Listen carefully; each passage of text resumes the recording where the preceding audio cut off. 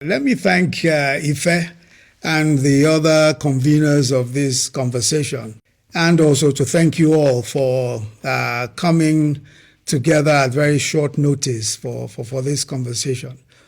Many of you here have been in the forefront of financial inclusion efforts, especially since 2015.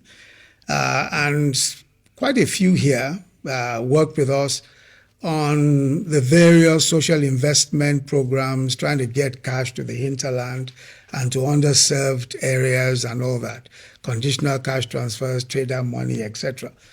But today the challenge is a much narrower one, a much more poignant one, nevertheless. And this is how to ensure that the average Nigerian can get the new Naira notes. There are at least 4 problems, or maybe 5, that the CBN and the banks need to address immediately. And I'll just outline some of those issues, just to set, I hope, the tone for the conversation. The first is being able to return old notes to the bank, which, I think is one that at least has been addressed to a good extent now. The second, and the more disturbing, is that after depositing your old notes, there are no new notes. So people everywhere in the urban areas and rural areas simply have no cash. And of course, you need cash to pay for practically everything, for transport. In Abuja, for example, how do you take drop or along or use a keke napep without cash, or buy foodstuff on the road, or in canteens, or even buying recharge cards? Parents with kids in public schools give money daily to their children for lunch. So, and all of these, of course, require cash. The fourth issue, of course, is supply. I think, that is really the elephant in the room. The CBN must simply produce enough new notes to deal with the demand. So I think the question is, what will work? Are there ways by which we could make the experience of getting new notes easier and more humane for our people? Are there ways of doing this?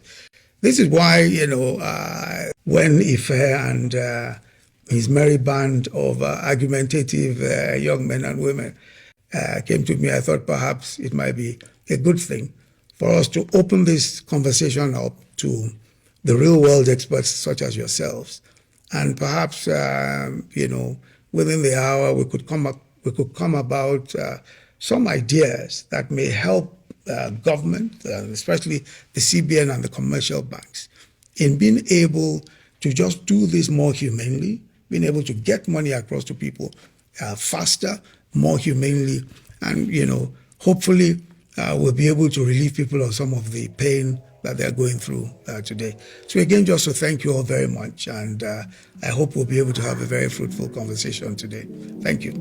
This, of course, has been an incredibly useful conversation, and I want to thank everyone for your very, very important contributions, and to get the best possible, advice that one could get.